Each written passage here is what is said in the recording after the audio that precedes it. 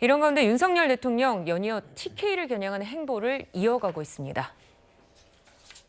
자랑스러운 지도자를 추모하는 이 뜻깊은 자리에서 영예이신 박근혜 전 대통령님과 유가족분들께 자녀로서 그동안 겪으신 슬픔에 대하여 심심한 위로의 말씀드립니다. 대통령으로서 제가 공적으로 맡은 바 소임을 국민을 위해서 일하는 그 소임을 다 하겠다는 말씀을 유림 어르신들에게 올립니다.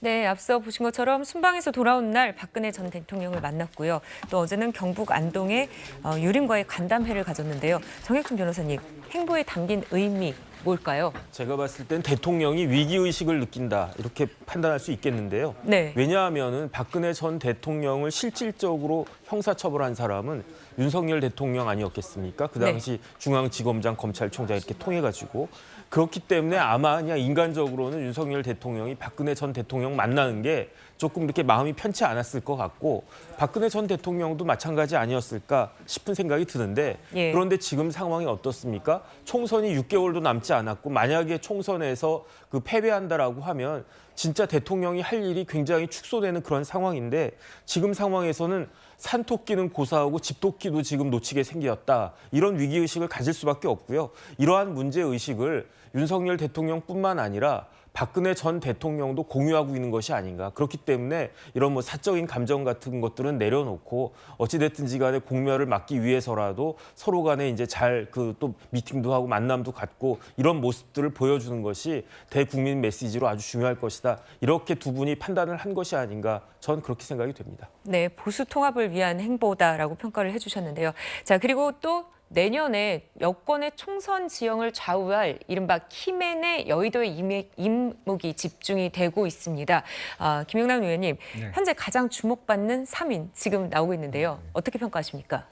뭐 최근에 김한길 위원장이 아주 그 여론의 집중적인 스포트라이트를 받았죠. 근데 내년 총선을 앞두고 김한길 위원장이 전면에 나서서 그러니까 어떤 당의 간판이라든지 아니면 총선을 진두지휘하는 모습을 보여주기에는 윤석열 대통령과의 친분설이 너무 많이 퍼져 있는 게 오히려 걸림돌로 작용할 가능성이 높아 보입니다. 그래서 마쿠에서 어떤 기획자 역할은 얼마든지 충분히 하실 수 있겠습니다만 전면에 나서기는 조금 어려운 상황 아닌가 싶고요.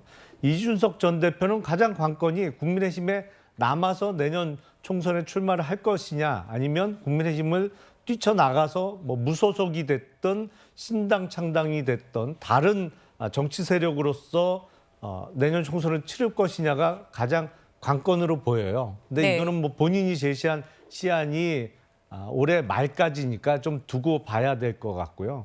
한동훈 법무부 장관은 이미 이른바 스타급 장관이죠. 전국적인 인지도도 매우 높고 또 정치권이라는 게 산업계와 비교하자면 항상 신상품이 훨씬 더 우대를 받는 업종입니다. 그러니까 구상품은 아무리 훌륭해도 좀 평가가 절하되고요. 항상 새로운 인물에 대한 기대가 높기 때문에 한동훈 장관이 과연 내년 총선에 출마를 할 것이냐, 하게 되면 어디로 할 것이냐가 세간의 관심인데 제가 보기엔 한동훈 장관은 이미 어떤 정치인보다도 높은 인지도와 또 나름대로의 지지도를 확보하고 있습니다만 다만 윤석열 대통령과 너무 겹치는 부분이 많다는 것이 내년 총선에 있어서 출마를 만약 한다면 지역 선택에 있어서 큰 고려사항이 될 수밖에 없어 보입니다. 네.